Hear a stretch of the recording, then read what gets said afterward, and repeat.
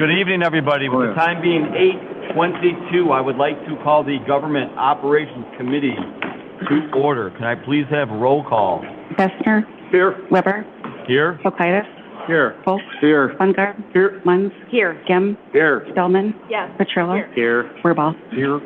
Wonderful. First up, I'd like a motion and a second to approve the items on the omnibus bill. So move. Second. So I have a motion by Folk, seconded by Munz. Roll call, please. Bessner. Yes. Fokitis. Yes. Volk. Yes. Bungard. Yes. Munz. Yes. Gem. Yes. Spellman. Yes. Petrilla. Yes. Wirball. Yes.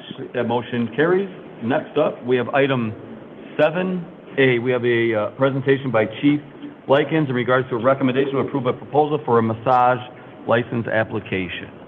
Good evening. I'm here before you tonight. Earlier this evening at the Liquor Commission meeting, there was a recommendation for approval on a proposal for a massage license application for Impact Massage Therapy. The owner of Impact Massage Therapy is here with us tonight, Sarah Carter, in the back of the room. She has been in the massage business for about 17 years. Recently, she went off on her own about a year or two ago, and she is proposing to open a business here on West Main Street, 2000 West Main. And it was unanimously passed earlier this evening, so I would bring that forward to committee. Any questions regarding this? No? I have a motion by Wirball, seconded by Gem. Roll call, please. Bessner. Yes. Fokitis. Yes. Volk. Yes. Bungard. Yes. Munz. Yes. Gem. Yes. Spellman. Yes. Petrilla. Yes. Wirball. Yes. That motion carries. Thank you very much, Chief. Next up, item 8A. Heather, City Administrator McGuire is going to make a presentation regarding looking at approving an ordinance amending the Title II Administration and Personnel chapter of the City Council St. Charles Municipal Code. Thank you. And for shorthand, that is regarding Committee of the Whole. And this is really a presentation as a follow-up to the last discussion we had at August 24th at the workshop, where a majority of City Council supported moving forward with a change to our current committee structure and to change over to Committee of the Whole. This was driven by an intent from City Council hearing feedback about the desire to focus more on strategic discussions and less on the operational items, and leaving more of those operational items to City staff. So I don't want to revisit the exact same information that we've presented. I know we've had a few different long conversations about Committee of the Whole, but I do want to give a brief summary of the rationale for considering this change.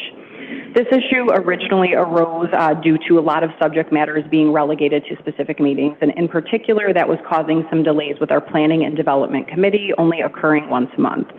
We were getting some feedback from developers that they were getting frustrated having to wait sometimes a month to have turnaround time from review for either concept plans or approvals for items they needed to continue their development.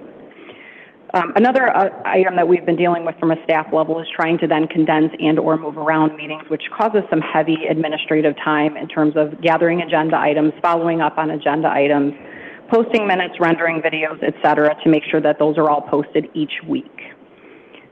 Most importantly, throughout the last several years, though, as I alluded to in my opening comments, Council has expressed a desire to spend more time on those strategic conversations. As we've tried to accommodate these discussions during meetings over the last several months and year or so, it's become apparent that the time that we have allotted in each of these meetings has not been sufficient to actually discuss those items at length when balanced with those operational business-related items. Additionally, with the number of schedules to consider when adding workshops on alternate days in order to allow for that time, it's been very difficult with the busy schedules that both City Council as well as staff has in trying to find even single days sometimes to accommodate those meetings. By transitioning to a Committee of the Whole, this will allow built-in Mondays on the second, fourth, and fifth Mondays as available to conduct those strategic discussions as necessary. So this evening, as I'm looking for feedback on specific items that were delineated in the executive summary, some of the items are cleanup in nature. For example, we are going to retitle or recommending retitling the omnibus agenda to consent agenda, which is the more formal way in which we do that through omnibus vote.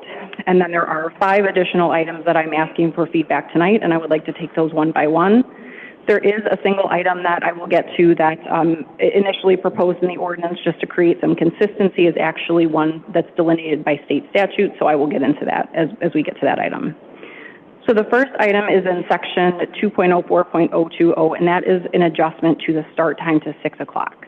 This came out of a recommendation and request from several council members to Mayor Hull to adjust the meeting time so we can actually start a little bit earlier to accommodate potentially a 2 to 3 hour meeting block for Committee of the Whole. So at this point, I would just like to open it up for dialogue on that one. Anybody want to start? Go ahead, Ed. I would just start off, I don't have much, information behind it, but I think we should stick with the 7 o'clock start time. And then, if I could real quickly, did you say these Committee of the Whole meetings would be set up every month, first and third Monday following the City Council meeting? That is correct. So they would Only essentially... if we need something. They would take place essentially after our City Council meetings, and they would take place of what is existing Government Ops Committee meetings. And then that would free up the additional Mondays for whatever items were strategic in nature. So the standing would be first City Council meeting, followed by Committee of the Whole on the first and third And that's set Mondays. in stone? Yeah. That- First and correct, third. First and correct, third. yes. Okay, thank you. Mr. Warbaugh, we can just kind of, if you want Go to down the work our line? way down? Yep. Okay, sure. Thank you. So I guess I look at the start time no, I don't want to do 6 p.m. I think 6 p.m. limits citizen participation. People work 9 to 5 jobs. I want to see people attend and participate, so I'm strongly opposed to moving it to 6 p.m.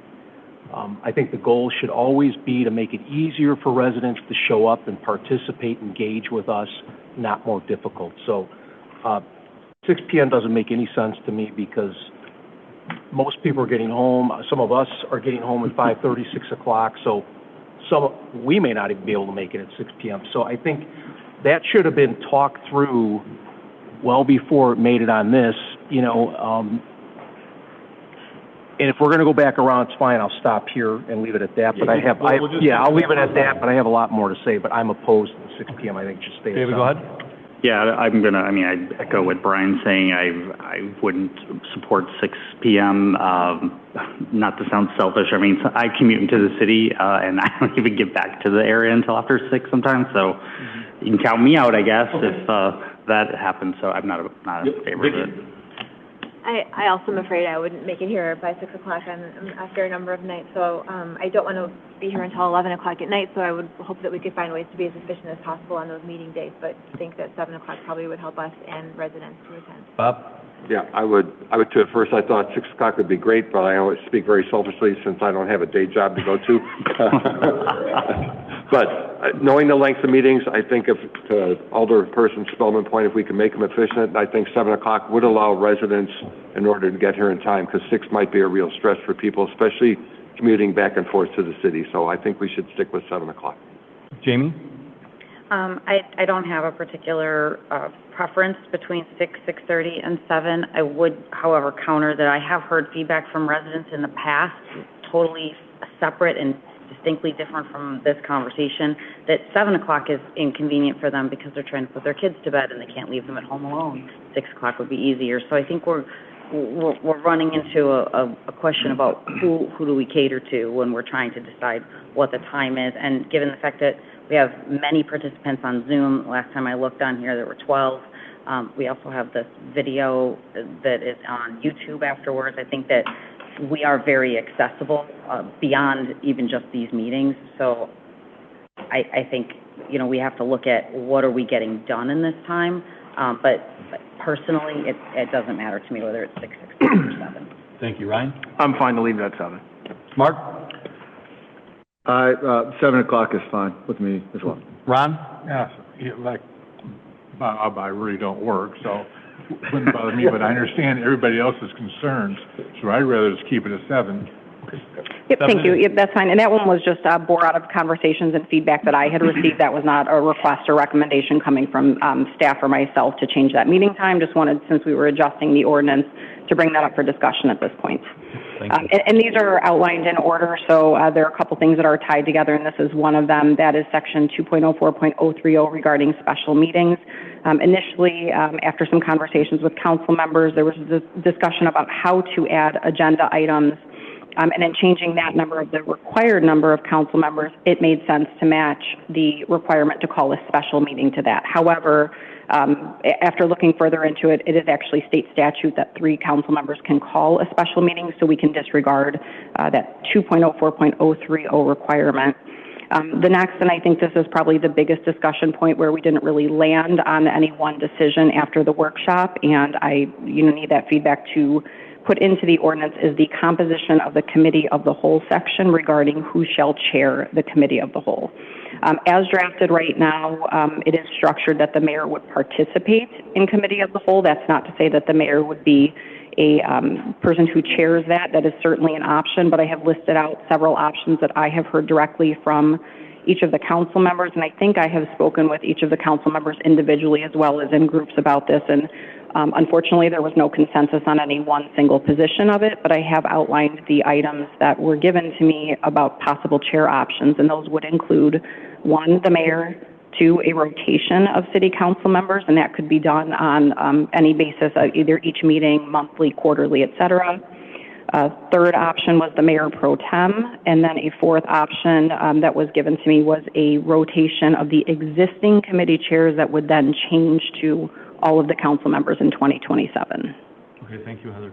Councilmember Buck, if I can- Sure, yes, Mayor. Just on one of the options, I am indicating that I am not interested and would ask you not to consider having the mayor run all the way. So when you're looking at different options, I would have to consider that and not think that's a good idea. Mayor, can you turn your mic on too, please? Thank you. Take that one off the table. I think everybody, but and then I think that Councilmember Silkaitis is mayor pro temp. I think that my understanding is he is also not interested in having just one person. I don't want to speak, but I think we can eliminate those two options right out of the gate. You are correct. I do not wish to do this. All right. As a mayor pro tem. Yeah. So, no, I have no interest in it. Since you were talking, Ryan, I'm going to let you start and just kind of weigh in on how you feel about how you would like to do this. Okay, so I would say if we're going to do this, I would say monthly, if we're going to do it. That way each person would have 2. Now, in relation to that, I got 2 questions. Who chooses the start of the rotation? How do we do this? I mean, my thought would be, you start the first ward, second, third, fourth. That's just my thought.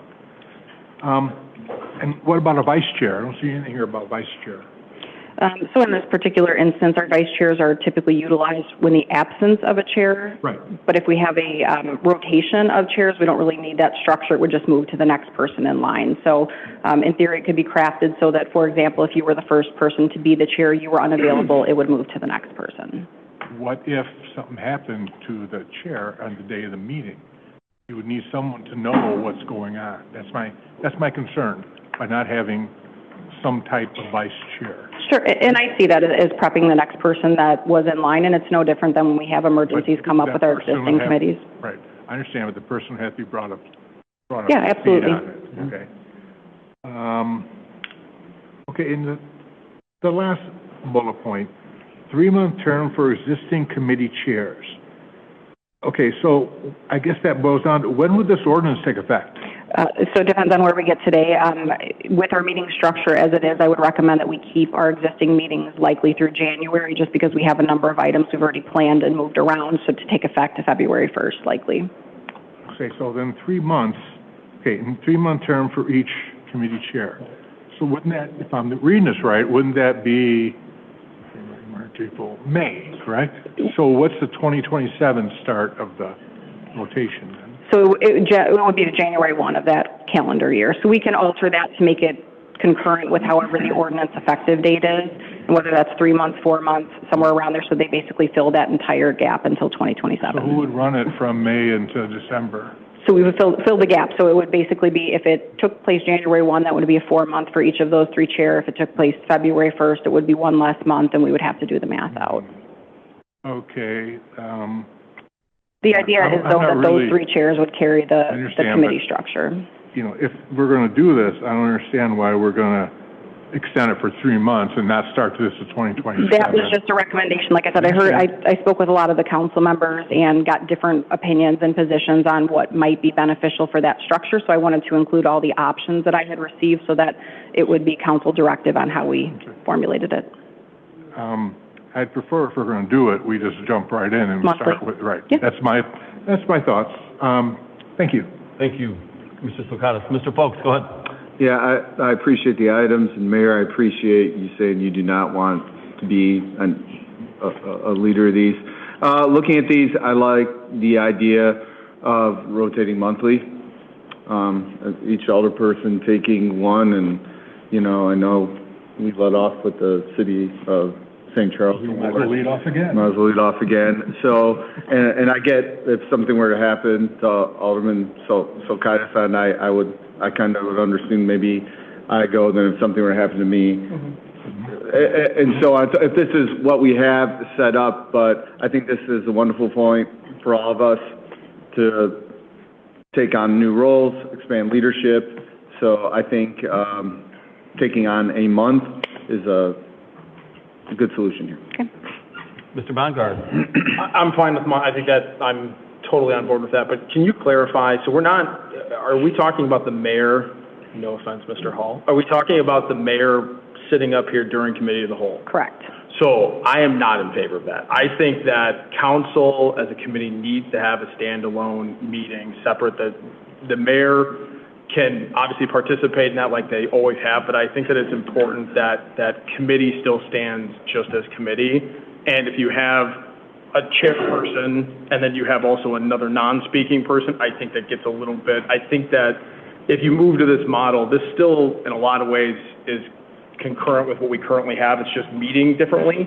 But I think introducing, with how we're going to change this, I would be more comfortable keeping it in this group of 10 with a rotating chair, but not introducing the mayor as a non-voting, but I'm sitting here. I just think that feels too much like your city council meeting. So this needs to just still be committee of your council members. Definitely appreciate that feedback. Maybe we can just put a pin in that for 1 second and go back to that issue and just go down the line on that one in particular. Yeah, I'm fine with that, but the way that Mark and Ron laid it out, I'm fine with it. Okay. Jamie Munns, go ahead. I would agree. I like the monthly rotation, and I would prefer that than having some kind of wonky 3-month, alternating thing for the current chairs. I would also say to Alderman Sokaitis' concern about what happens if somebody is ill that day. I mean, I'm a vice chair, and I don't get consulted at all on the committee that I sit as vice chair on. So if something were to happen the day of, I would still need to be brought up to speed at the last moment. So I don't think this is any different than that.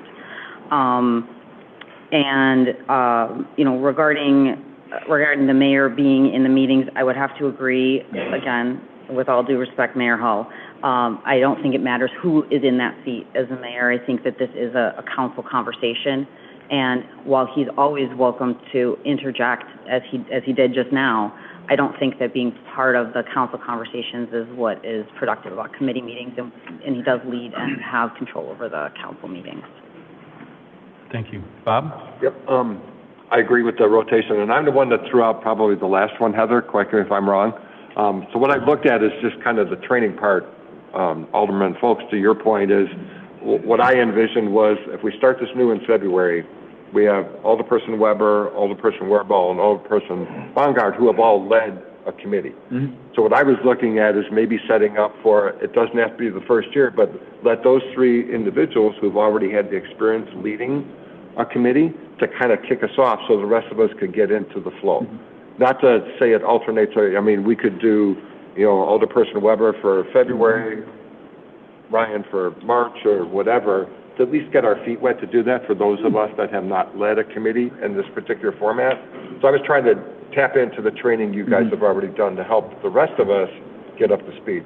But I agree with Mark that we all need to take up that leadership role and then get into a rotation, and maybe we get to the point where between the 10 of us, we each get a month and that goes through. So however we start that, I just wanted to take advantage of the training that us to be trained on the people that have already filled those roles. And I agree with everybody else that the mayor should definitely participate in it, but I think it should be us up here as the council that would be the committee of the whole. Thank you, Bob. Vicki? Thank you. I am in favor of rotating leadership across city council. I would just jump straight to rotation immediately as soon as we're ready and pass the ordinance. I would just do it every time, but if we want to do it monthly, that's fine too. I wouldn't really wait on that. What else was there? Was that it? Yeah, that's it. Yeah, I agree. And sorry, Bob, is that was your idea, the 3-month thing? So I don't agree with No, that. not 3 months, it's just whatever it is, but The terming thing, kind of kick yeah. off with the leadership training we already have, Yeah, and then change it after that. I totally get it, yeah, the last one I'm not in favor of. I agree with Ryan as well, if this is a council committee of the whole, then let's keep it to the not that the mayor's not part of the council, but, Sure. I appreciate, that a little bit of independence, if you will, from the executive, and, I don't know, I'm kind of, monthlies, I'm not opposed to monthly, quarterly, no. I also just encourage robust communication between each member and staff. I know we can come to you anytime we want. Maybe every meeting there's a rotation just to keep it constantly moving and just, refreshed every meeting as well. So I kind of like that scenario as well. Brian?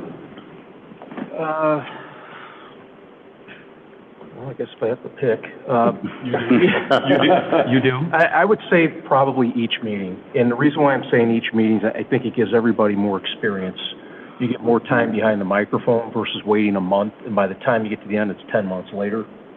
So if you're going to do it, go each meeting, rotate it, you'll get the hang of it as you keep doing it, and just, I just think that's better that way. And my other question is,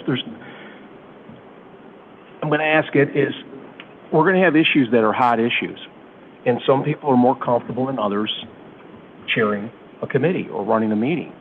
What happens if there's a full agenda and there's an issue that someone is just not familiar with, comfortable with? Do we have it in writing on how they say, hey, you know what, I'm going to take a pass? Then the next person down the line says, well, wait a minute, why am I getting this? So that's kind of where I'm at. It's like, how does all of that work? How will it work? Because, it matters what's on the agenda. Some people, I got 3 things, I'll be done in 15 minutes. Sure. And somebody else has 25 things, and one of them is a development. It could be challenging for that person. I think one of the things that you're hitting on is maybe just the agenda management, and we will have that discussion in a couple bullet points, but I think as staff, one of the things that we want to be cognizant of, and it gives us this ability once we have every topic on every single meeting, is to manage those agendas and making sure that we're placing things and not packing one single agenda and then having a 5-minute meeting the next one. So being able to space it out is a little bit more productive for us when we have this committee of the whole function. But I think no different than we operate now, staff works really hard to make sure the chair on those controversial issues is armed with the knowledge and prepped for the response and the anticipation of what's going to happen. We would continue to do that and arm the chairs with all the information they felt was necessary. As city council members, you were elected and are leaders up there, so I would hope that each of you works with us however you feel comfortable to get that information, to have that issue in front of you before a committee meeting. So my question is, I appreciate what you're saying, but someone's sitting here and they get the agenda in their chair for that particular meeting, and it's not like they're chair for a year or 2 years, right? Mm-hmm. They're really, so what happens, they see something, I'm just not comfortable with it, and it's something that has to pass. Can they raise their hand, or what does it say in the ordinance that says, I'm going to take a pass this time, and then it gets bumped down the line, and the next person says, well, wait a minute, I want to vote, I want to participate. Mm-hmm. There needs to be something in writing, not we're going to throw a dart at the wall and see what we're going to figure out on the whim. So that's my concern with this coming to a vote is you don't have a solid answer for me, and I want to make sure we got 8 pages of ordinances here that I just learned, and nobody asked me any of these questions. So those are little things, little details that we don't think of, and I don't want to be reactive. I want to do our due diligence. So what happens if somebody's saying, I'm not comfortable sitting up there talking about Charlestown Mall. There's 200 people in this room. I can't do it because not everybody's the same. And so I think how does it work? We've had those issues come up with committee chairs as it has been, and I think that there's a tendency for us to want to legislate every single example that come up, and we just can't. So right now, we do not have any process defined, and I think we've operated by practice for a lot of things that I'm trying to make an attempt later on in this ordinance to codify and add some more clarity and give some more process to city council on how things are added to agendas. But ultimately, as the person that is in charge of the operations of this organization, I have to have some ability to manage those agenda rather than being able to add and remove items at the whim of a single council member. So the idea is if we have an item going, that it would be under the direction of the city administrator to add it to an agenda unless there's a reason to remove it otherwise. Yeah, I'm not asking about removing or adding. What I'm asking is somebody sitting there saying, you know what, I don't want to do it. Yeah. What's the process for the next person? Do you just say, well, you know what, Vicki doesn't want to do it, David, you're it, and David says, wait a minute, why am I? You know what I'm saying? So I'm never going to say that. I just want to make sure that whatever it is, that we have something there, it's like, hey, if a chair says that they're not comfortable doing the meeting, it goes to the next person. And I think something simple like that that's in code, so we're not wondering how that works up here, and somebody randomly picks, well, Ron's going to do it. You know what I'm saying? Like, I just want to make sure Mr. Werba, I think you should assume that all of us are quality enough leaders that can run a meeting. I mean, if you want to call out someone for being weak over here that can't lead a meeting, you should do it. If not... Yeah, I just want to make sure that everyone is comfortable knowing that when you're up and if there's an issue... They're all speaking for themselves. Yeah. Are you comfortable with running the meeting? Yeah. Then let's just assume that everyone else is. I mean, I think that's the way you should look at it. So if we get to that point, everybody's going to be, you're going to have to run the meeting. Yeah, that's the way it's done. I would not recommend writing basically a pass. So we're going to, if we vote on this, you are committed to running the meeting then? Okay. That's the only assumption I can make, yes. That's why we're... Go ahead, Ed. Hold on. Ed, I'm going to let Ed talk first. Going back to what Councilman Warball was saying, I'm all for this. Depending on where this goes tonight, this has nothing to do with it. But I guess the question may be, what if there's a conflict of interest? That would be for any of us. Sure, and I think we deal with those as those come up, whether that person steps down off the dais for that particular issue and then passes that particular agenda item off. I think, like I said, we can't legislate every single example that's going to happen. We're going to have to adjust to some of these things as they do, and then we correct ordinances in the future if we need to. Okay. Yeah, I was just thinking if there's room to examine that down the road. Again, I'm not going to get hung up on it, but I think that's where that was going. I'm good with monthly for sure. Originally, I thought maybe every other month, but I guess the question to you would be, you know, after every committee meeting, it seems like when we're at a council meeting, there's paperwork that needs to be signed. Is that all pretty clean, easy to do on a monthly basis? So that really won't change our process in terms of signing paperwork. We'll just have 2 meetings versus 4 meetings that we have to process. Okay. And then regarding the mayor participating, I don't really have a qualm with that one way or the other, so I'll just defer to my colleagues on how they move forward with that.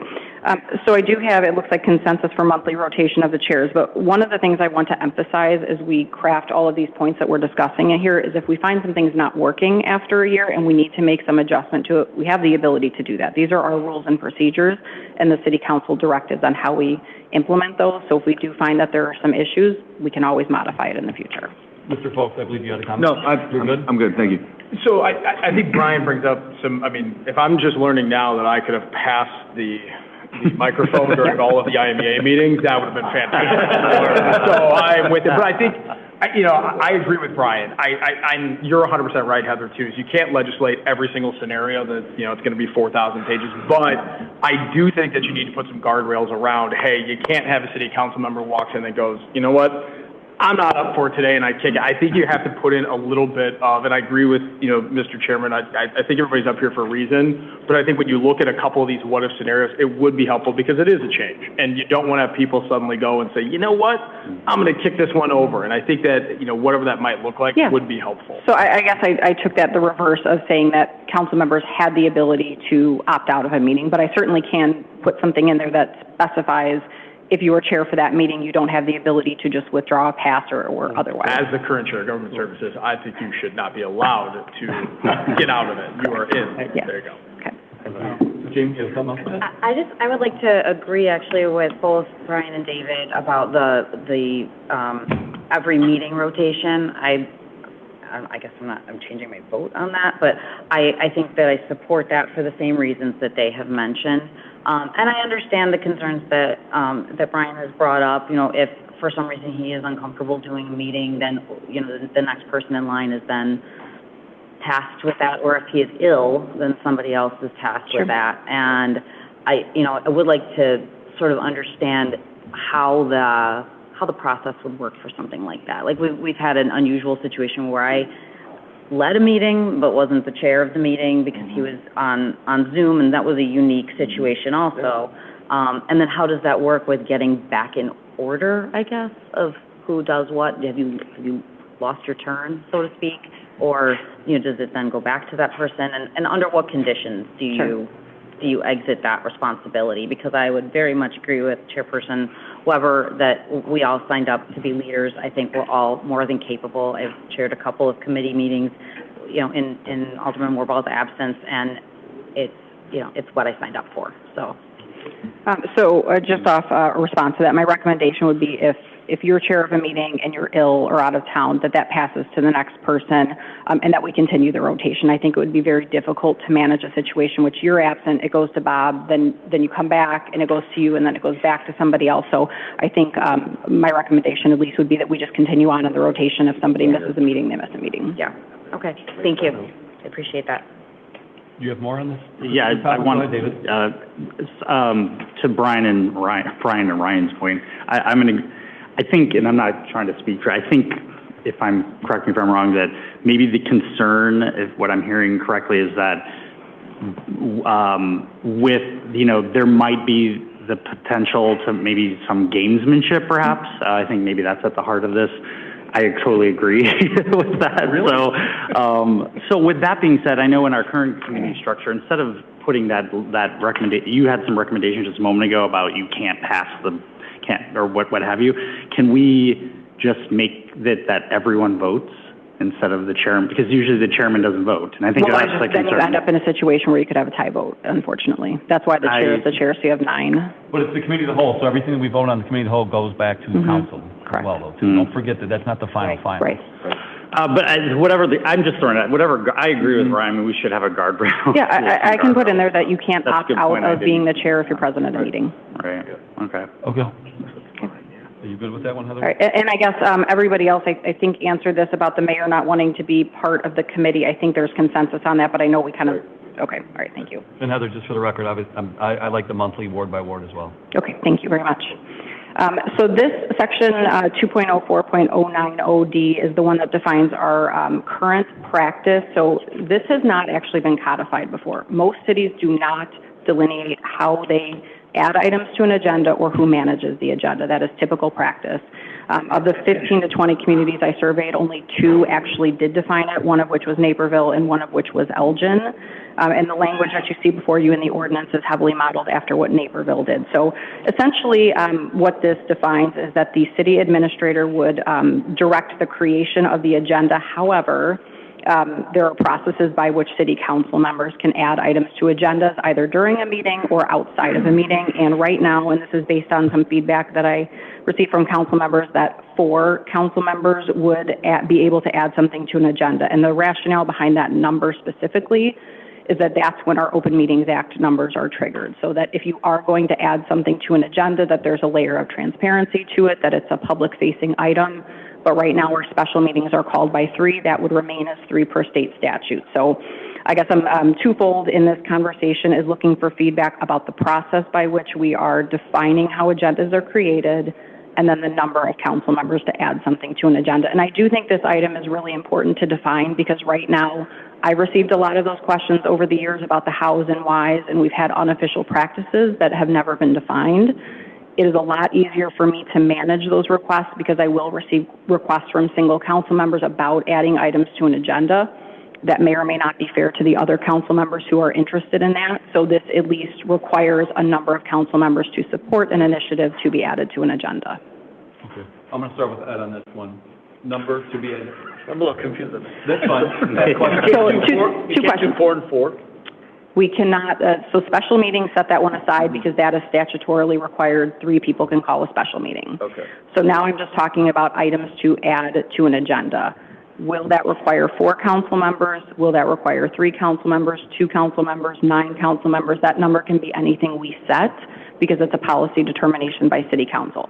I am just requesting that we have a defined process for adding items to agenda that includes some sort of consensus. And the Open Meetings Act pertains to the first part?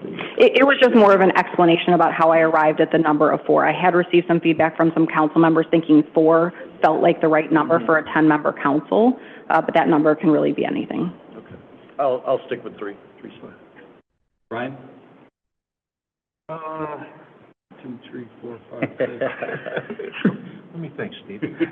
I like 4, and I like 4 because I don't want to take staff's time up. I don't want to take our time up if something doesn't have the support. I mean, I can go with 3 or 4, I suppose.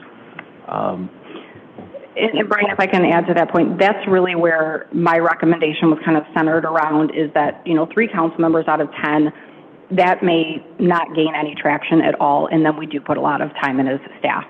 But again, it is a policy determination. I'm just thinking, you have 4, all you need is, hey, you know what, another council member says, I like what you're doing, I think that's reasonable. I'm okay with 4. I think that number is reasonable. I don't want it to be everybody's starting to jam stuff on here on the agenda, and then, we're talking about it for half an hour, and it's still the same 3 people that support it. I mean, I think, and most of us will kind of ask around, hey, what do you think, or something, but I'm good with 4, but I can do 3 if that's where it lands, but 4 is fine. Yeah. David? I'm fine with 3. Vicki? I like 4, but if the majority wanted 3, I wouldn't argue. Bob? I also like the number 4 based on the way you put it together, Heather, and so 4 would be my recommendation, but I could live with 3, but 4 would be my first Jamie? I appreciate the staff reasoning behind it, but I would prefer to stick with 3 because I think that conversations between council in public is important, and they deserve to hear what we have to say. So if there are 3 of us that want to talk about something, we should be able to bring it forth on the agenda. Ryan? I think either or are fine, but is this just to add something? Or, correct. Yeah. So not to take anything off? Let me see. It just says to, set by staff, but defines the process for adding, so. It would be added, yes. Not to take anything off. We can apply the same logic to removing it, but at any somebody- point, council can vote for that if it's on the agenda and vote not to discuss it. And again, I think there's many of us up here who, include with staff, the frustration has been, show me the rules so that I know what I'm doing. And when it's like, well, it's never really been codified. I think here's an opportunity to say explicitly, if you want to add an agenda item, you need 3 or 4 of your colleagues, whatever. If you want to take something off, I'm not sure what the scenario is that I'm thinking of something coming off, but I think it should be defined so that people know. So I guess I want to think through that a little bit, only because if we've got an agenda item that's been added by 3 council members and it's up for discussion, there can be a formal vote taken on that to dispose of it. So there is a mechanism really to deal with that at the committee meetings or at the city council meeting. And I want to be careful that we're not having 2 different sets of 3 say, I want this on and I want this off, and then we have no way to reconcile those. I think recently there's probably been a few topics that have come up that probably would have been helpful if perhaps you had half the room going, I don't know if I want to talk about this anymore. But I think to Alderman Munz's point that if the discussion is in public, once it's added, and then council feels we don't want to tackle this, then that's how it gets removed. And again, my goal isn't if you have something being added, I just want to make sure that there is a clear, defined process. If somehow staff, hey, we've been having, Brian and I have been working on something and we want to get it added. Staff looks at it and says, yeah, that's a great idea. We'll put it on the next agenda. And all of a sudden you've got 4 people who are like, time out. We're not comfortable with that being on an agenda item. They have a process potentially to go and take that off and kick it basically back to staff and say, we need more time to talk about this. So it's not because what we're really talking about right now are things that that committee really want to talk about. This isn't necessarily about staff of like, hey, Russ, I don't really want to talk about this right now. Let's talk about it in 3 months. That's not going to happen. It's more about committee-driven things. So I just want to make sure that there is a clear, defined, if something were to want to be removed, here's the process it would go about. I would prefer if it was removed, it was done at the dais with a vote from council, because I can very much envision a scenario when I have 3 council members or 4 council members contact me to add an agenda item, and then I get 4 that tell me to remove it, and then I've got no ability to meet either one of those recommendations. There's going to be, I can have opposing views on that. when we start doing the committee of the whole, there's going to be a lot more items. This is just my experience being with the body before they had a committee of the whole. There's going to be a lot more items that get tabled for more information. If there's people that aren't comfortable, it's going to happen more often as we need more information to kind of slow things down to prevent things from getting pushed through, so to say. So my ask would just be to look at that, you know, as, again, I don't think that this is going to stop this conversation moving forward, because I think most people are on board with it, but I would strongly advise looking at that, because I think you're going to have more instances where we've had recently of, you know, something getting on an agenda that perhaps didn't have the majority of people wanting to talk about it at that moment, but. And I think the way to take care of that is by the number of people that can add an agenda item, because at the meeting, you can always table it if you don't want to talk about it and the majority is there. So I just don't want to write an ordinance that is able to be conflicted and there's no solution to. Mr. Folks? 4. 4. Mr. Sokatis? 4 would be my preference, but if 3 is what the majority, then I will go with 3. So I've got 5 people that support 4. 4 is the strongest. Okay. Everyone else was good with whatever, so 4 is the number. 4. All right. So we also, and this is really more of a cleanup item on defining the order of our agenda. So right now it is defined. That is not typical that we have each line item delineated in there. So I would like to remove that if there's consensus from council. It doesn't change our operations. It's just giving us a little bit more flexibility with things like public hearings or presentations of that nature. So there's just no defined order to it. Is everyone okay with that, Brian? Did you have a comment? Hang on a second. Can we go back to the other one since we're having a discussion here? Sure. What role would the chair have with the agenda? Not this, but adding, removing items. You know, because we got it collectively. So if, I don't know, so-and-so is the chair for the month, and they say, you know, we have this item on there, do they have the ability to remove? So it is not defined that way, and I think this has been a little bit of a misnomer in my last 4 years here, that the chairs have sort of operated with that understanding, but that's never really been what drove the agenda. It's always been a staff-driven agenda, and it's really only come up in the last 2 months where we've had chairs request to add or remove agenda items. So my perspective is that it's probably not appropriate for a single chair to be able to control the committee agenda, because especially with this mechanism, it is going to be a lot of business-related items, right. But there is still the ability for people to add items to the agenda with that consensus. So it was never codified? It was not. Okay. No. All right. I'm just curious. Okay. So if everybody's comfortable with just eliminating the actual order of the agenda. Please turn off our phones, please. It's like the 3rd time I've heard a phone go off. Please be respectful. We can get to probably the more important portion of that, which I think is some of the feedback I received regarding public comment.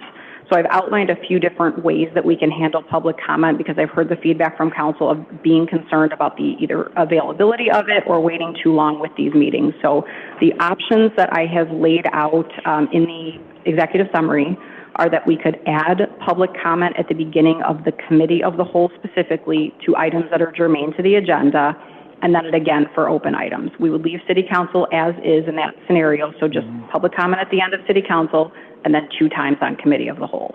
So that's one option. Number 2 is we can leave it as is and only allow for public comment at the end of both city council and committee of the whole, so 2 times. Or we can modify it to allow public comment only at the beginning of each agenda. If it's completely open-ended, I would not recommend having 2 open public comments on both sides of the agenda, though. Ron, can I start with you? Yes, you may. All right, Mr. Sokatis, go ahead. Okay, well, first off, I believe we should have it at the beginning and after the meeting, because I think lately we don't allow comments after each agenda item. So we allow it at the very end, so people are going to comment about something that we already voted on. So I'm definitely in favor of having it beforehand. And I think we should keep it afterwards, because people may have questions about what was brought up during the meeting. So I'm fine with that. I would really think we should have the beginning and after the meetings. So just clarifying, is that the beginning and the end for the committee of the whole and then leaving city council as is? Well, so my option number definitely 1. for the committee of the whole, but I could see it for a council meeting too, but I'm definitely in favor for the committee meetings. Okay. Thank you. Do you want to just do the committee of the whole first and then come back around, so there's not confusion? Sure. So we can either have, I'll leave my option 1 is items germane to the agenda, public comment at the beginning, and then again at the end, just at the end, or only at the beginning. Okay. So I'm with Alderman Sarkis. Since I've been up here, I've always thought it was weird that we've had the public comment at the end of meetings after we voted on everything. Not that their comments aren't valid, but it'd be nice to hear their point of view before we get up here and vote. So I love the idea before, and to your point, if something's brought up after that they question or need a little bit more clarity after. So I think before and after, if our goal is to get the public in here, to get them more engaged and hear their opinions, twice I think is a very good start to this. And just clarifying that in that scenario, the beginning public comment is related to items on the agenda, not just open-ended. Correct. Okay. So I would move, for committee, I would move it to the beginning. And I would just at the beginning. Just at the beginning. Jamie? I would agree with Alderman Sarkis and Alderman Folks that we should be giving as much opportunity for people to speak, especially about things that they came to that meeting for. So I would like to see it at the beginning for the related items on that agenda, and then also at the end for open-ended items. And I know there has been talk in the past about some people wanting to limit public comment to time. If that was something that was discussed, I would only be supportive of doing that at the beginning of the meeting, not at the end. Bob? I would agree with my colleagues, beginning and the end. The beginning for those specific agenda items as we've talked about, and then at the end would just be open public comment as we currently do it. Vicki? Just the beginning. We need to hear from the public before we vote, not after we vote, but we just said we would have comments potentially at the end to answer. We don't invite questions. We don't do Q&A right now at all. We can do that with, with our specific altar people, or in different forums. So the meetings are already going to be longer with committee of the whole. I don't know if that's realistic for us all to trudge through comments, extra long meetings, and other comments. The public would be here until 11 o'clock at night. So I would vote just for the beginning. David? I'm in, for both the beginning and the germane requirement at the beginning. As I would put, and I understand what Vicki's saying, if we're going to put the guardrails of germaneness at the beginning, then we've had examples here where people come up and talk about things that were not related to anything. And to Jamie's point, I want everyone to have an opportunity to speak. So if somebody is inspired to speak to us about anything, they should be able to do it at the end if we're going to stop them, if we're going to keep germaneness at the beginning. So I'm for both. Brian? Beginning and end. Echo everybody else's comments. Same thing, beginning and end. I would agree with Councilmember Munns to limit the time at the beginning with the notion that there will be opportunity at the end of the meeting to speak further. I can bring that back, but is there consensus on limiting that? I'm not in favor of time restrictions. We'll deal with that a different day then. I don't want to derail this conversation. And then the final item I have is defining consent agenda. This is another item that really has been a practice item for us.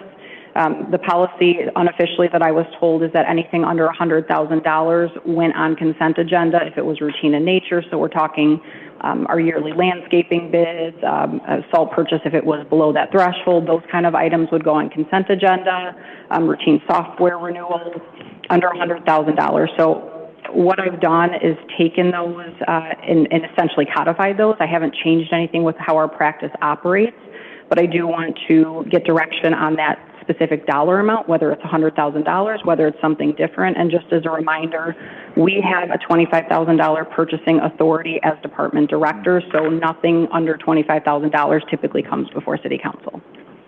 Ed, I'm going to start with you this time. 25, 50, 75, 100? My original thought was 50, but just for the consistency of what we're doing now, I mean, I'm okay with 25.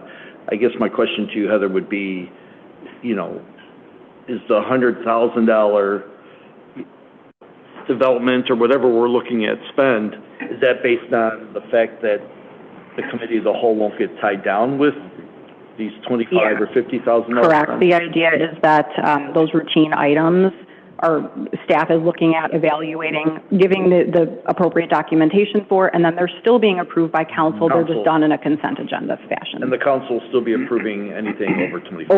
Over 25 always goes to council. It's just that 25 to 100 that doesn't get a formal presentation. That's the only difference. Well, I won't... Unless it's pulled off, and it can always be pulled off. I'll stick with 50 grand then, but I'll defer to my colleagues as well. Heather, is that for both budgeted and non-budgeted Correct. items? Yep. Go ahead, Brian. I'm at 25,000, I think, you know, it's taxpayer dollars, I think we should know where it's going and have an explanation, I mean. So this would essentially eliminate a consent agenda then, that every single item would come before council with a full presentation. That would include, like I said, yearly landscape bids, things that are very routine in nature.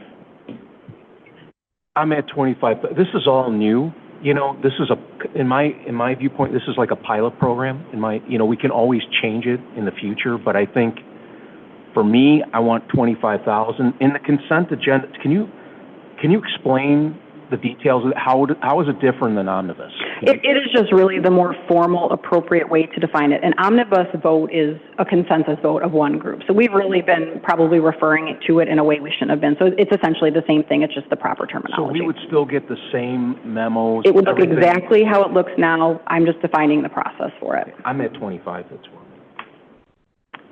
I agree. Again, this is a new thing. I understand your point, and there's still going to be items on, well, you have the authority, you said, at 25 and under, right? Correct. So I do want to emphasize, right now, the things that go on omnibus are in that 25 to 100 range. That would eliminate that. So every single thing would be presented. I understand what you're saying. This is new. I'm not trying to put burdens on people. You know, I get it, but this is not our money. If this is the people's money, we should be scrutinizing it. We should be talking about it. And if that just makes it, that, you know, requires us to read more things, and so be it. So I'm for 25. Yeah, I do want to be just a little bit defensive of both myself and staff here. We are scrutinizing those things very heavily before those recommendations are made. We go through formal bid processes. We have multiple quotes before we make recommendations and select it, and these are items that are really operations, but because of statutory requirements need approval. So, like I said, that's just my soapbox thing, that we do work very hard to be diligent with taxpayer funds. I respectfully understand, but I disagree, and I want to keep it at 25. Thank you. Vicki? Heather, I'm wondering if we might need to clarify a little bit. My understanding, and we exchanged emails earlier today that helped me understand a little bit better. This is not actually a change that we're proposing. We're calling it a different thing. We're talking about codifying what we already do as our practice. Yeah, so if we go to 25,000, we're basically eliminating omnibus. We're eliminating it from our lives, which I don't think is, we just said it's the people's money, it's also the people's time, and it's the staff's time, and we're going to end up in the weeds instead of talking about strategic, high-level topics. So I do not think it's appropriate. Hold on. The consent is going to end up being on the city council agenda, so these will be items that we've already We still do, at committee level, present things on consent agenda as well.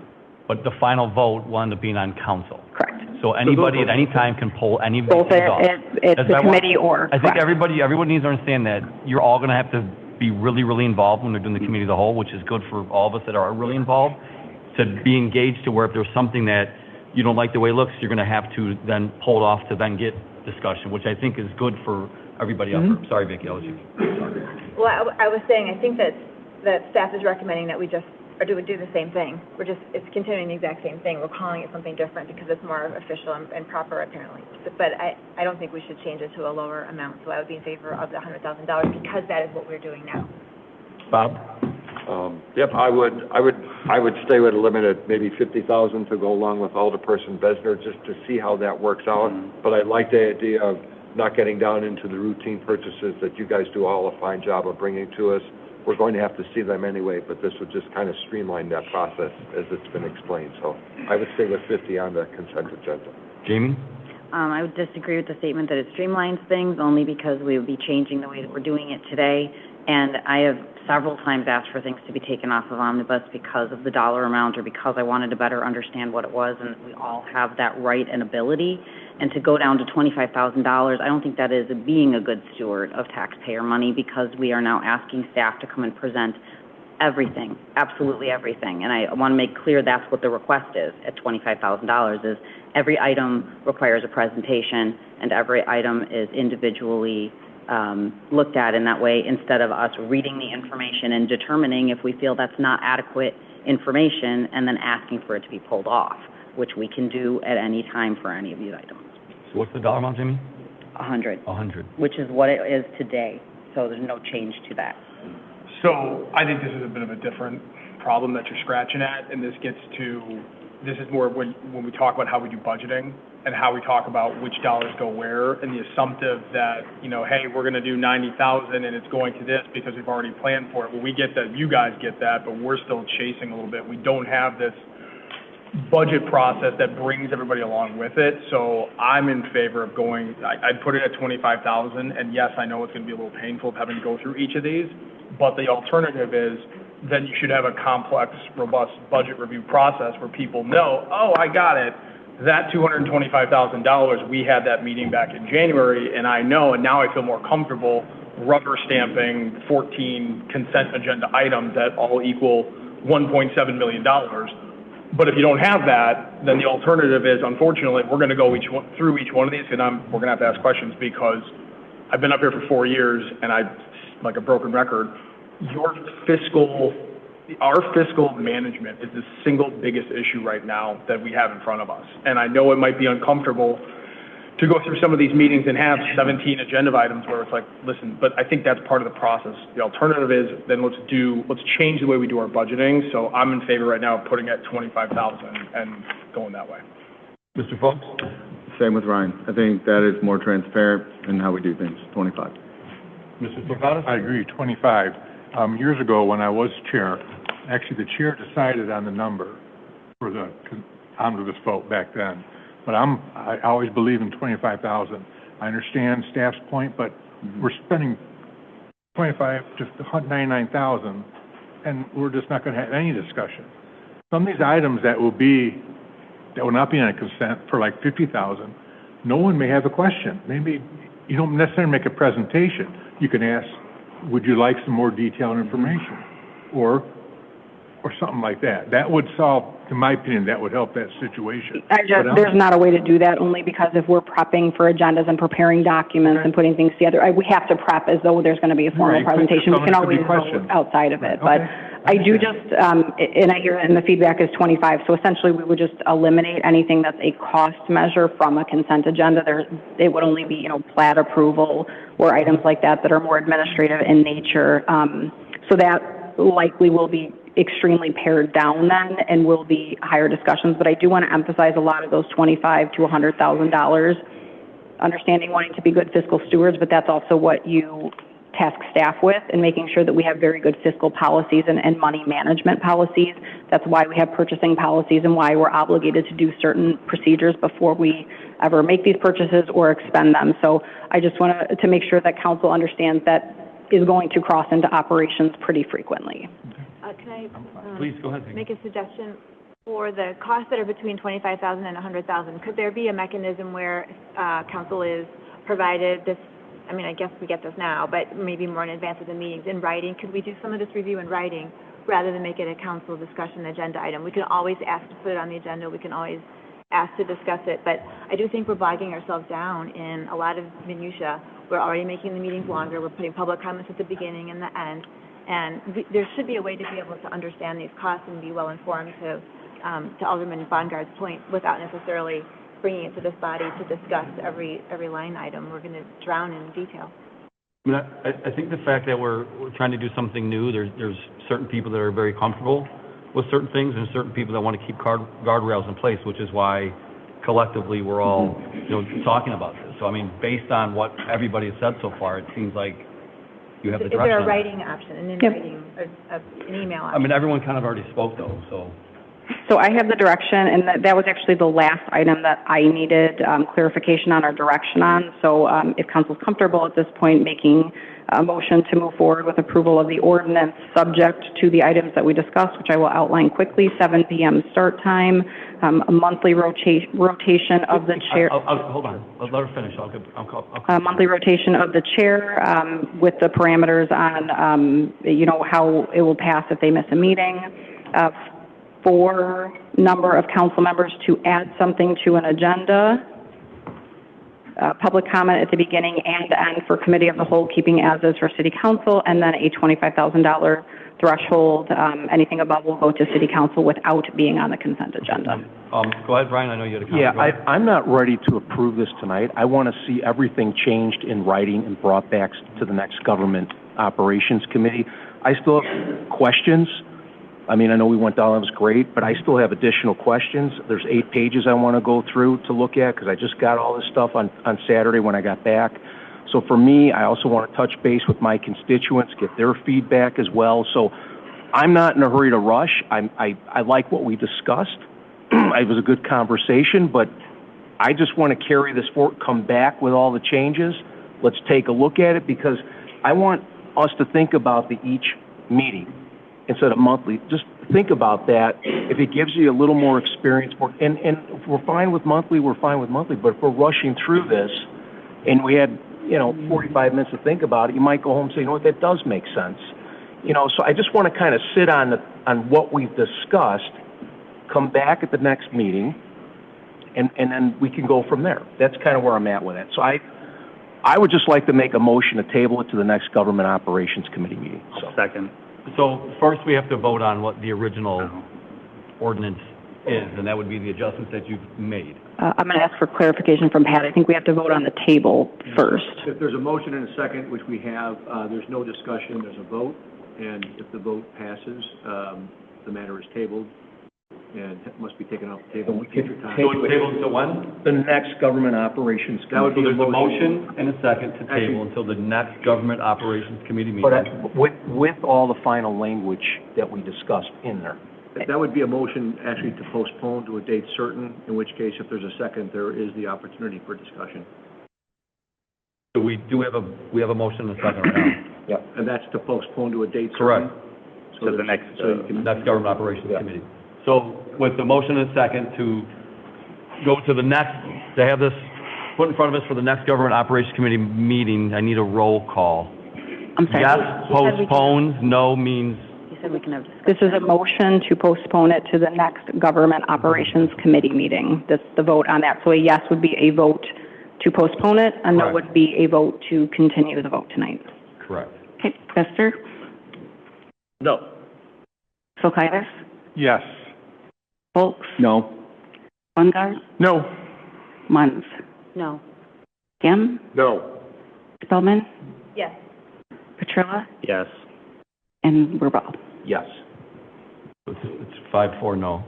Okay. So then we need to take care of the original motion to approve it, subject to the recommendations as outlined. I need a motion and a second to. Can I ask a question first? Yes, you may ask the question. So assuming that this moves to the next step, some of Brian and some of the requests were made can still be done, right, before this comes for a final vote. So ironing out some of those things, because I still have a couple of questions around, our off Mondays and how that's going to work. And I know that we're not codifying that, but this is just moving this to this next step. This will go next to City Council. A red line version with all of those changes will be provided to City Council as well as a clean copy. Gotcha. So, are you making a motion? Yes, Munns moves, but it looks like David has a question. Munns, I have a motion. Second. Second by Gem. Let's do the vote on. Pfister? Yes. Kulkaitis? No. Folks? Yes. Bungard? Yes. Munns? Yes. Kim? Yes. Spellman? No. Petrilla? No. And Wirball? No. Same thing. Thank you. Okay. Thank you very much. The motion carries. We're good, Yeah, I'm ready. I'm just here for the next one, too. Okay. Didn't want to lose her. You got me all night. I know. Right. So next up, we have item 8B. It's a discussion with Chief Likens, Lisa Garhan, and City Administrator McGuire about the city website content. Thank you. I'm just going to do a couple opening comments here, and then I'm going to turn it over to Chief Likens. And one of the things I wanted to start with, not from my notes, is we have a really great police department that works really hard every single day at going out there and being willing to put their lives on the line to follow our ordinances, follow our resolutions, make sure that they're protecting the city. At our 12-1 meeting, staff received direction to create some website content regarding some of these issues that are going on with ICE and immigration.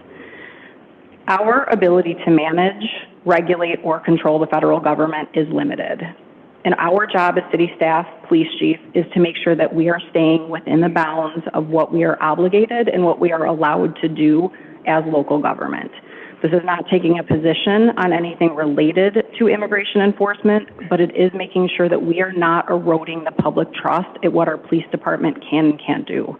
I'm extremely protective of them in making sure that people know they are going to follow what their bounds are and what their parameters are, and that is extremely important to me as we move forward in this discussion. So we have put some information together on a website that we're going to go through and ask for some feedback from council on. But I do just want to make sure that council understands that it is not our purview to be able to provide people legal advice or to step in and be able to control the federal government. And that is something that as stewards of taxpayer dollars, we are obligated to do exactly what we are told to do in the Constitution of both Illinois and the United States. So with that, I'm going to turn it over to Chief Likens to go over some of the website content that we've created, look for some feedback from City Council to adjust that accordingly, and then answer any other questions that City Council may have. Thank you. I appreciate the opportunity, first of all, to just have some candid, open, honest discussion. You know, we heard over the last couple meetings, actually, from council, from the residents. After that, I've met privately with residents. I've met with staff. I've met with Heather. And, you know, I stood up here 2 weeks ago and I stand up here again today that we hold our police department very accountable, and we will continue to do that. That is my job. That's why I came here. That's why you brought me here, I think. We want to put information out. We want to share that information. We want to continue to develop and cultivate relationships in the community. So that's what we're doing. That's what we've always done.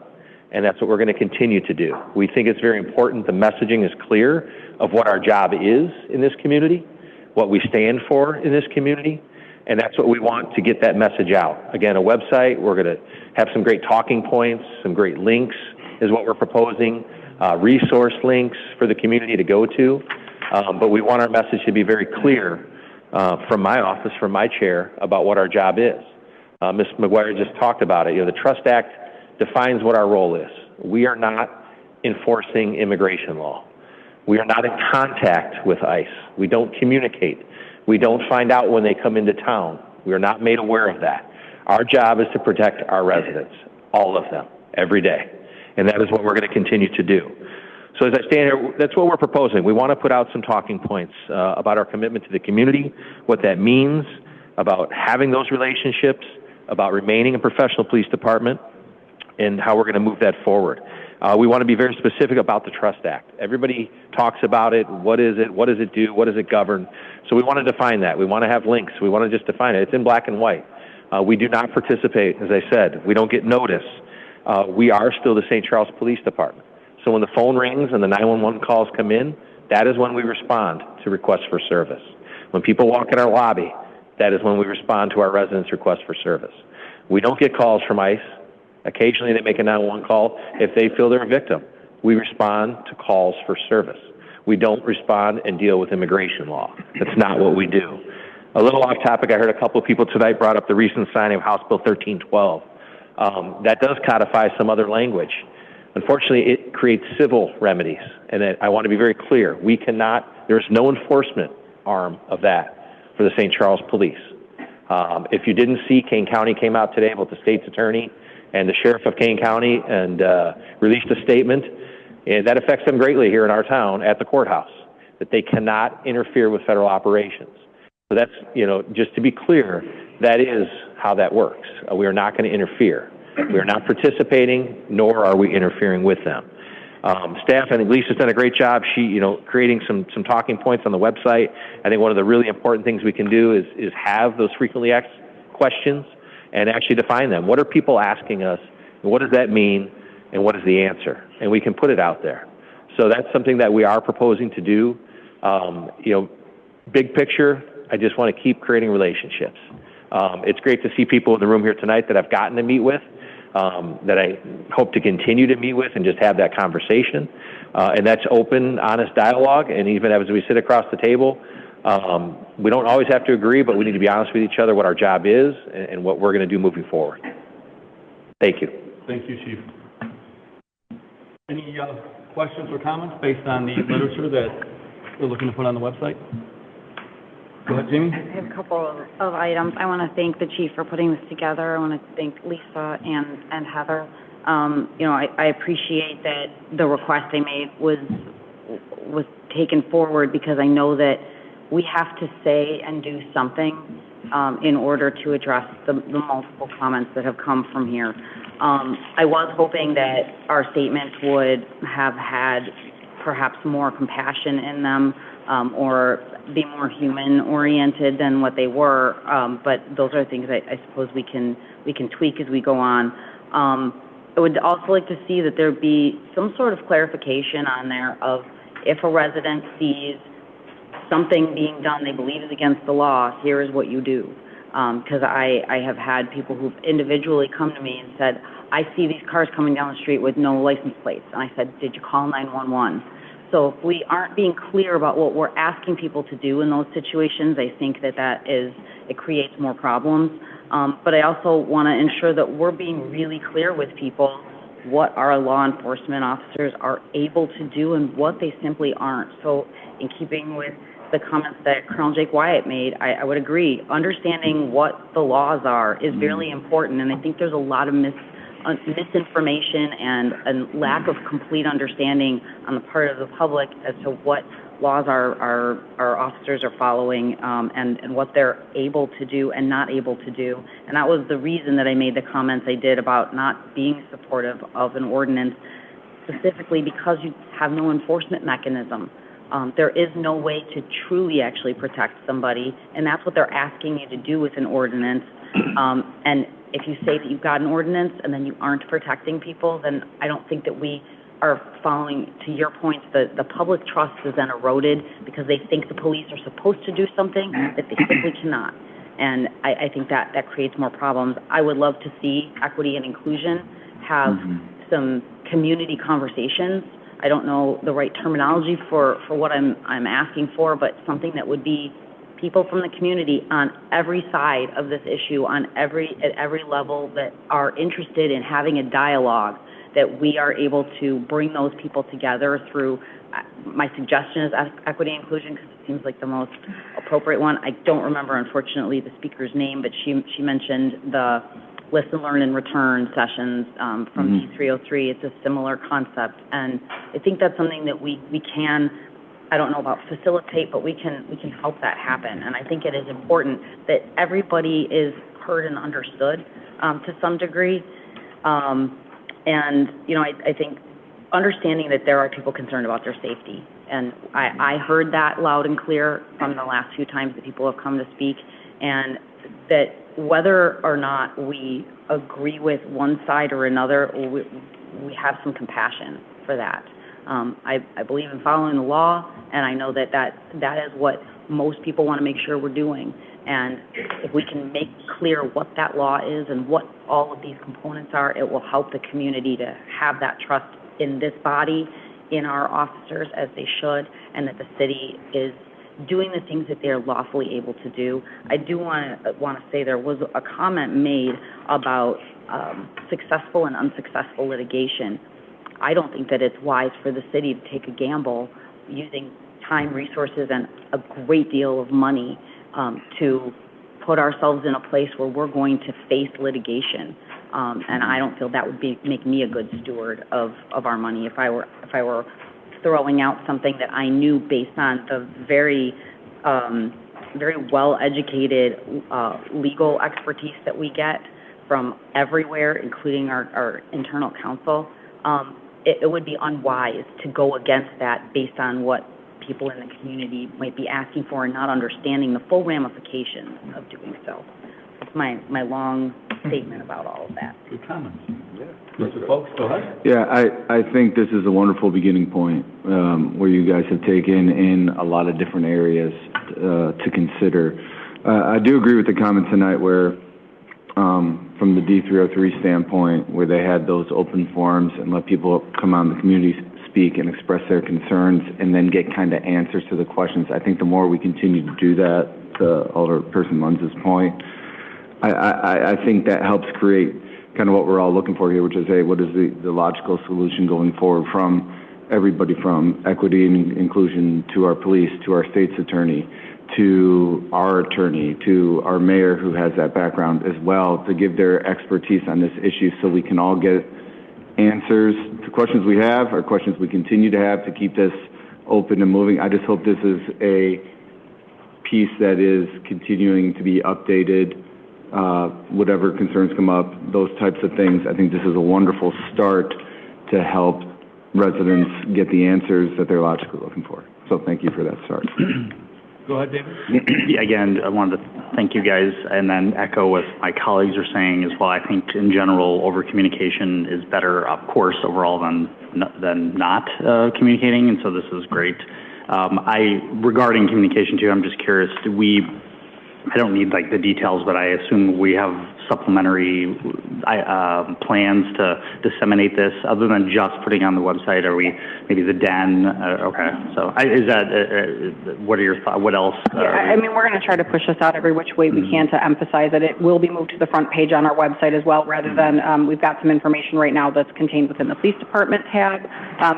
But exactly what you said, trying to get it out within groups, within organizations, wherever we can.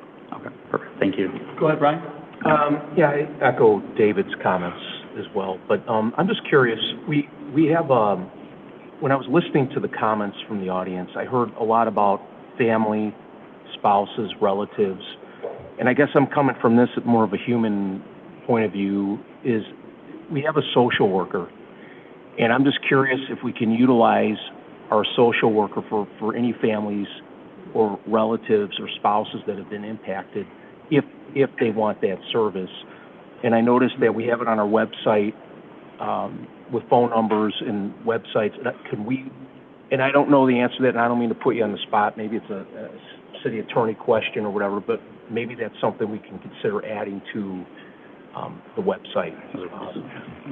That one I definitely want to look into, because if we're prohibited from assisting with immigration enforcement, using our resources to essentially do that, I'm not saying yes, I'm not saying no, I just want to look into it a little bit. I'm thinking more, somebody's a citizen and they have a relative that maybe they live in St. Charles, they're a citizen, they pay taxes, are they, and that's something maybe we can come up with some alternate ideas on that. Ryan, go ahead. So, Chief, I've gotten this question a few times, and I'm just hoping you can help clarify. Is there a summary or a catalog of the department's interactions with ICE? And I don't know when, starting when, I don't know, but is there anywhere where the department is keeping track of, within the city limits, interactions that our department, our officers have had with ICE, regardless of what the outcome was, regardless of the where, the when, how, but hey, here is interaction number 5 that happened on this date, because obviously our officers are writing reports and cataloging, but is there a summary or catalog of our department's interactions with ICE within the city limits? It would just be in the calls for service as memorialized, but you have to keep in mind there are times that it is appropriate that we will deal with a federal agency. For sure. I know everybody refers to it as ICE. We recently dealt with a situation with IRS agents that were functioning in a federal capacity doing activities. Yeah. So I know we all call it ICE. I think we have to be careful when we talk about that. Anytime we interact, whether it be a call for service, we're not getting anything directly from ICE, to be clear, except for one case that I am familiar with on a 911 call as a complainant. Right. Any other time that we've been called, yes, it's been documented. We sent an officer. We verified they were a federal agent, and they were doing their business, and we cleared. Yeah. So to answer your question, yes, it is in calls for service. Absolutely. So I don't know, and again, not putting staff in a spot right now on the spot of, hey, but a big part of this is storytelling and transparency and understanding exactly what's happening in your backyard, right? And being able, when a question comes to an elected, desk of, hey, this is going on, or I heard this, or I saw this, and being able to go back and look at our internal records of, hey, we can speak to this, or that isn't exactly the case, what we're hearing, or we haven't seen it. But being able to understand exactly what is happening, within our own officers' interaction with ICE, regardless of what the engagement was, but somehow, some way being able to catalog that. Because I know we track, we report, we have all this great information, and that really goes a long way to being able to tell the story. Whether you like it or not, this is what the interaction is between our department, within the city. So that all is documented in the reports, but I think we can probably discuss a different mechanism to get that information out, whether it's to council or the public, however we want, but we could do some and since obviously going through, reports and how you're, like, I have no idea how you're going to do that, but somehow it's such an important part, because again, as we continue to listen to people and we have conversations, understanding the full truth of what's happening and being able to address people's concerns and chart the best path forward, knowing exactly what's happening is such an important part of this, so that you're not assuming, hey, we're going to do X, but it really isn't addressing the issue, or hey, this issue might be way worse than we could have thought and we're not doing enough. But some of this, I feel like you're flying blind a little bit if you don't know exactly what's happening, and you're only as good as who's sending you an email or a phone call, and you're trying to craft policy and make this, but you don't have exactly the idea of what's going on. So that would be helpful. Yeah, I appreciate that. We can figure out a way to arm you with the information to respond to some of those questions. So I have a second one, and this is not at this meeting, but I'm just curious, when you look at communities that have taken, hey, we're gonna put in an ordinance, we're gonna do a resolution, we're gonna do X. From a department standpoint, what's some of the feedback that, hey, it's changed X, it's done Y, there hasn't, and not anecdotally from, people who, but the actual, people in blue that are in these positions for some of these other communities of, hey, here's some of the feedback, because it helps. Again, you see where I'm going with some of this, is you're trying to get tangible results, data, impact from other communities so that you can hope to learn something from those experiences as you try and chart the best course forward. Yeah, so it's the unknown, right? Yeah. That's the problem here. It hasn't been tried, hasn't been tested, hasn't been litigated, and from police chiefs that I've spoken to, they're very concerned about their officers being put in predicaments for failure. Mm-hmm. Simple as that. And I think the data gathering on that is probably a little bit difficult because of the exit with the aggressiveness that was happening before. So I think that it may take some time to see specific instances in which how those play out. Vicki? Go ahead. Thank you. Thank you both for putting this initiative together. It seems really clear after meeting after meeting of hearing from our residents that we do need to do something. And I also recognize very much that our hands are tied in many ways with regard to what we can do, that we have some constraints with that. At the same time, I think it's definitely time that we send a message to our community that we're listening, that we hear, and that we care, even if we can't do anything about it. But there are some things we can do. So I really appreciate that we're putting the website out there. I think that's important. I would urge us to get it out as fast as possible. I know it's not perfect. I agree with Alderman Munns that it could be a little more robust. I think the Palatine website is a really good model. Perhaps we already use that as our model, but it does seem a little bit lighter and slighter compared to that website with regard to the number of links and resources. So I'd love to see us beef it up if we could a little bit to provide more information, but I would prioritize getting something out fast, and we can continue, I assume, to update it and strengthen it with more information or organizations to link to that provide objective, information if that becomes available. And then the other pieces, so the website, let's get it done, and let's let our residents know that we are listening, we hear you, we care, here's what we can say. But then also, you've heard a number of ideas from the council tonight. What can we create some kind of a mechanism to continue discussing what else we can do? Because there are other things we can do, such as just invite the community to have more conversations. And maybe we charge our DE&I commission with helping to create those forums. Maybe we create some sort of documentation in St. Charles, like Alderman Bongard was talking about, or we, more know your rights training. I'm not sure what those things are, but can we create some sort of mission for somebody to be continuing to think about things we can do? So we're not just sitting here with the website, and we're continuing to try to help and care as much as we can within what we're able to do. And I think we definitely heard some of those requests. I think one of the things that we're doing is this is all very quickly moving, and we are trying to make sure in that quick movement we are operating within correct legal opinions, making sure that we're not overstepping, and making sure that we are having the authority to do what we're doing. So we are engaging in those exercises to make sure, from a staff perspective, this is what we do every day to make sure the city's protected and that we're able to do what we do. So we're looking into those things right now, and we just don't have answers quite yet on them. Go ahead, Ed. Chief, with the understanding of the city of St. Charles having its own laws and the federal government having their own laws, everything in the website you have, I think, is really good. It's solid. The one question I had, and this is just to get a better idea how you do respond, if someone calls to see something, say something, you send a car out, what happens? Do you actually talk to a person that called you, or do you see that there's agents there and you have to just stop, or how's that work? So we have had very few calls for service. Okay. Related. I'll give you a quick example. We got a call of a suspicious vehicle. Mm-hmm. We sent an officer to that scene who vetted the person that was inside that vehicle, and they were a federal law enforcement officer.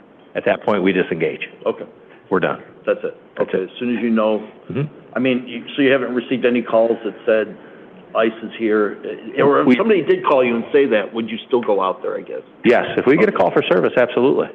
We've had calls that, there's cars parked at the PD, for instance. They were not federal law enforcement. They were local officers. So we knew who they were. They were doing a training class internally.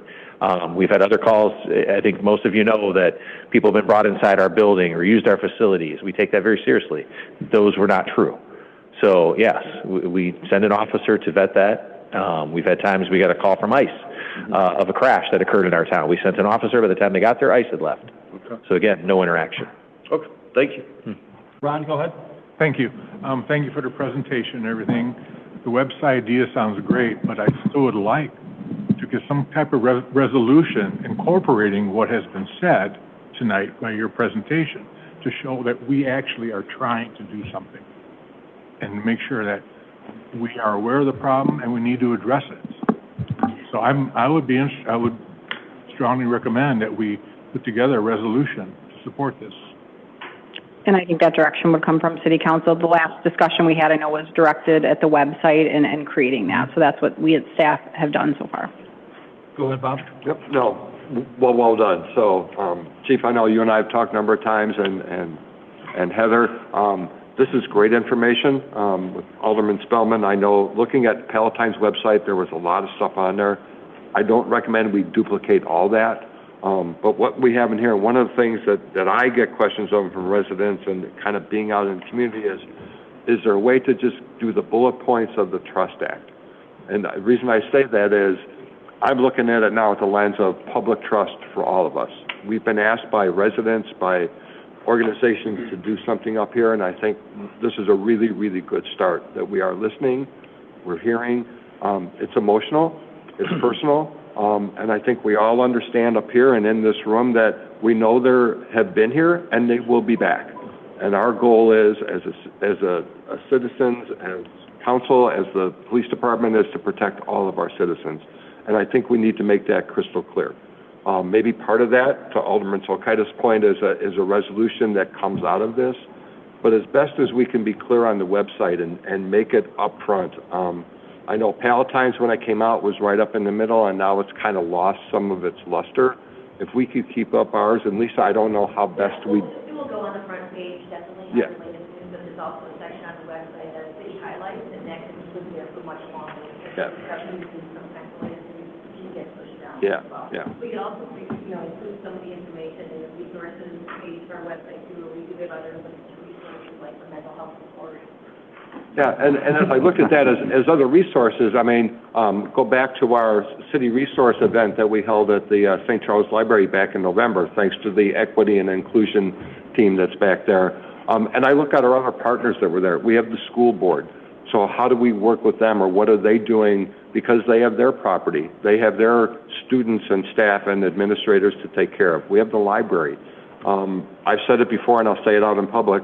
The federal agents are ruthless. They don't care what our ordinance or resolution would say. They're just out there to cause havoc. They really are. And as best as we can protect all of us, and that means each of us, this is a great start. And I know there's more we can do. And this is, I think, unfortunately, is going to be an ongoing effort that we're going to have to keep out in front of everybody. I do like the right to know your rights training. I believe on the Thursday equity and inclusion agenda, it will be on that to talk about. But we also need to look at maybe the St. Charles Business Alliance and the Chamber of Commerce, because these people are affecting people that are working. And they're not afraid to come to somebody's place of business and do whatever it is that they're going to do. And I think we need to get that know your rights information into the businesses and the people that support all of our residents. So I think we're doing a great job. It's a hairy issue. I know we've got both sides, but I speak for myself as I know we're doing well. It's just how do we get that communicated openly so people understand. And my last point is on the Palatine site, they also had it where you could translate it into Spanish. So I don't know if that's an option for us, but it makes it bilingual. If you go into the library, they have a right to know stack. They have it in Vietnamese, Spanish, and Chinese. So just a thought, but well done. You guys are doing an excellent job that nobody really sees until they see us talking about it here. So thank you very much. Jamie, did you have something else you wanted to add? I missed one thing that I wanted to mention, and it was as we share information, I know there's a concern over providing legal advice, and I'm not advocating in any way for that, but I am advocating for sharing information the same way we would about just about anything else that touches the city. We don't have any trouble linking to St. Charles Township website in places on our website where that's appropriate, or the Kane County website where places that's appropriate. This would be a similar exercise where we have resources and information similar, again, I hate to keep saying another municipality and how they're doing it, but similar to the pages that we've seen. Arlington Heights also has a page. And I'd like to see us, if we're providing resources for other things for residents, I would like to have the same for this. It should be treated the same, and I don't think that puts us in any legal jeopardy if we're not providing genuine legal advice. We definitely could do that on the resources page of the city website, because there are already some other, to your point, we do have helpful links for the community. So especially for things we want to connect them to services that they really need, but they're not services that the city provides. And I think that this would be a good fit for that as well. And my point is simply that we wouldn't be placing ourselves in legal jeopardy putting a link to LRS services on our brush collection page, because they're complementary things. One's telling you how another thing that's similar to that works. I think this could be similar to that. Yeah, and that Illinois Immigration Information Hub is really helpful, because there are several agencies that all contribute to that, and some of them are immigration advocacy groups as well. And so if some people go there and they do have specific questions, that hub has a lot of really good information. And I would imagine that legal counsel would ask us to have a disclaimer on there that we're not providing legal advice or something like that, but I don't think it's unreasonable to ask for some resources for people in similar ways that other places have done. I think Mark has one final comment. Go ahead, Mark. Heather, just one quick question, Chief, maybe toward you as well.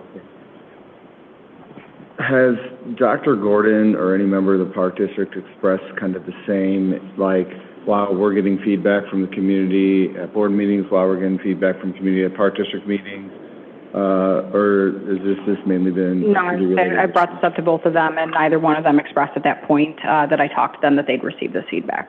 Okay. Go ahead, Vicki. Thank you.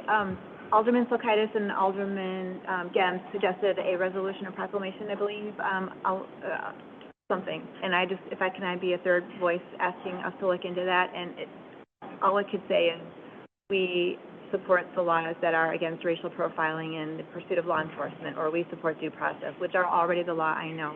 But again, this is about sending a message to our community that we're paying attention and that we care. And it's a way to make a statement that's quick and hopefully has some impact. Councilman, can I, couple comments? Go ahead. One is, I just want to go back to the protecting piece. And so, Chief, and again, I come from this as in a role as a prosecutor and as a judge.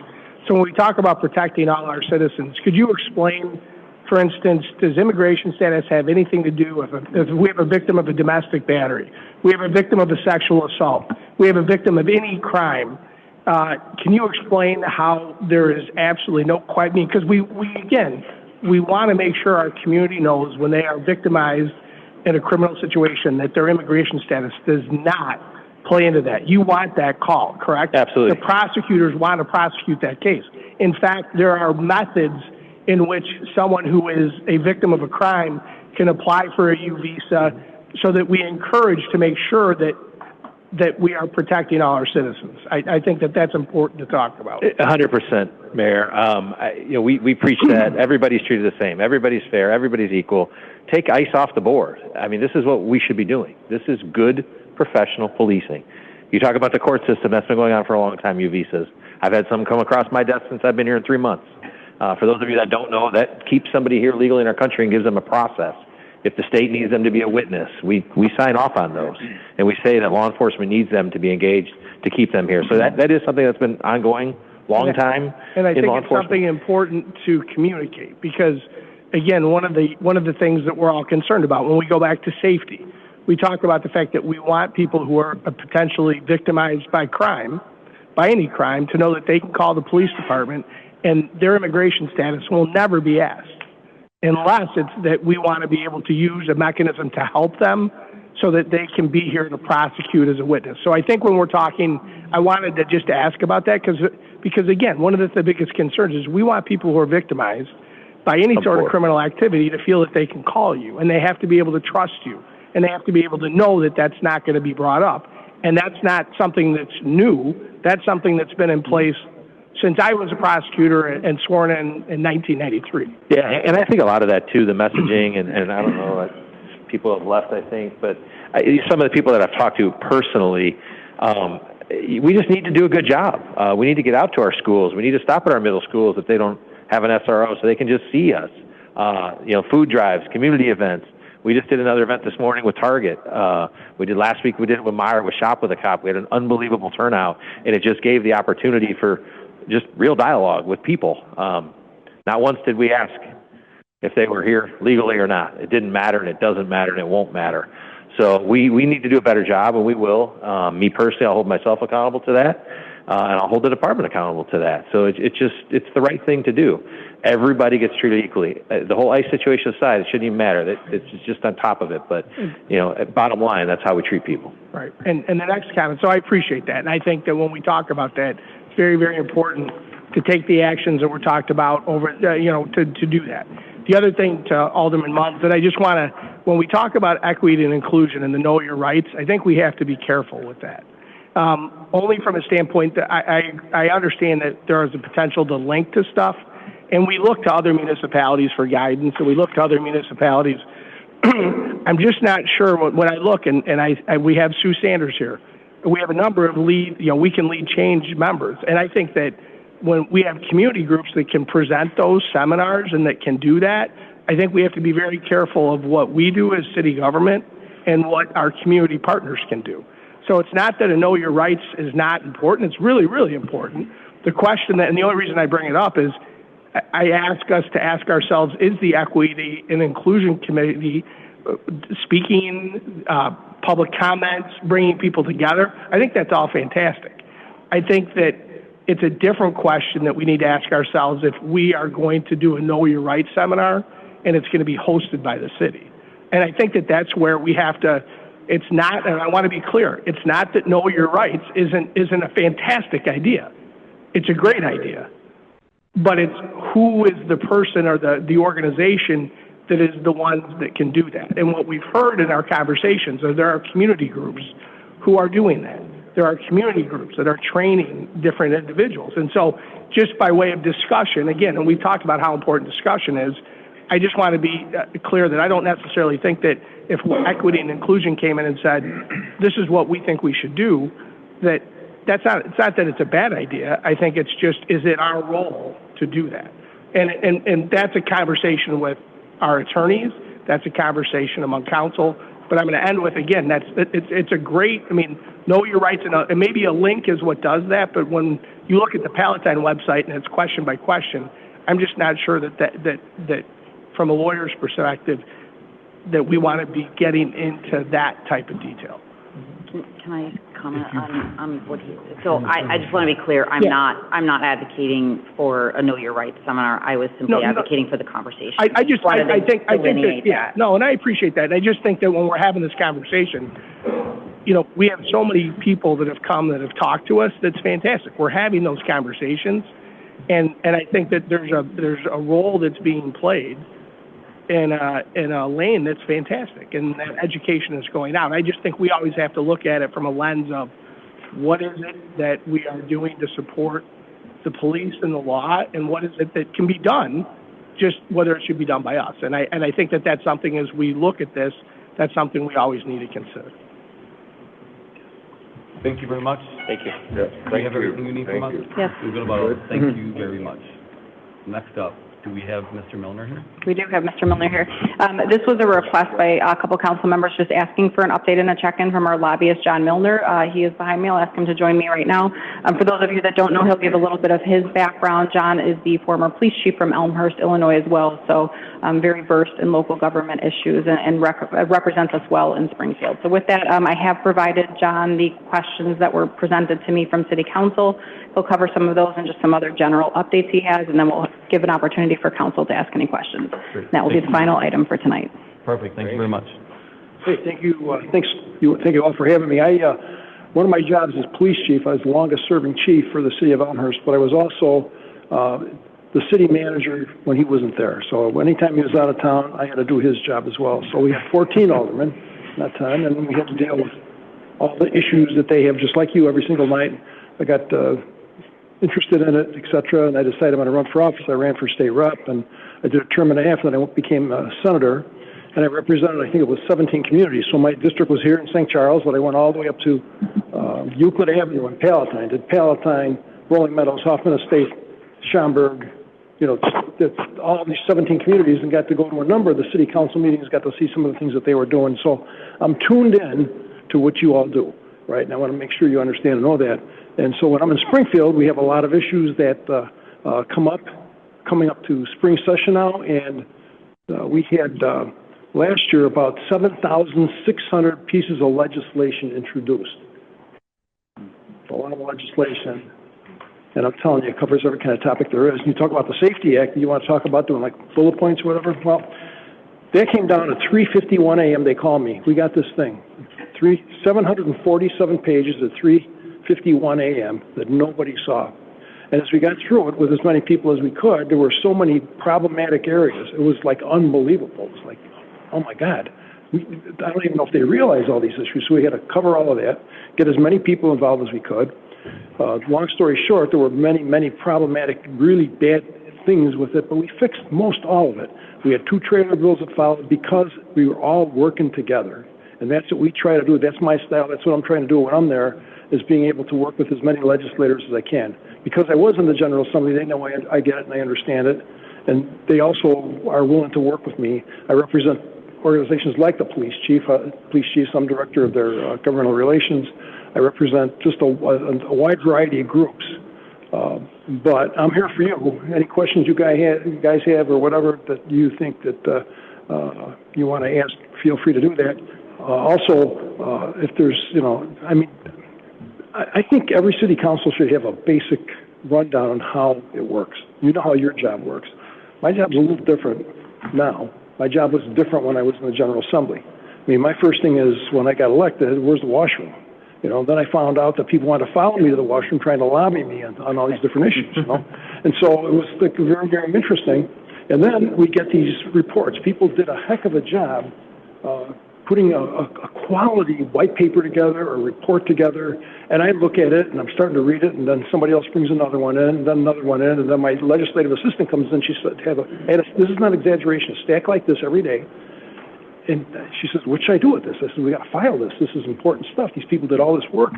She says, you're not going to want to file it because you're going to have piles, mounds throughout your office. And it was true. So part of the lobbying gig, you could have the best information out there for the legislators, and guess what? They're not going to be able to get to all of it, and they're going to forget. And so I also notice when I'm down there, you could talk to somebody in January, and you can get a commitment from them. So I'd never vote for anything like that.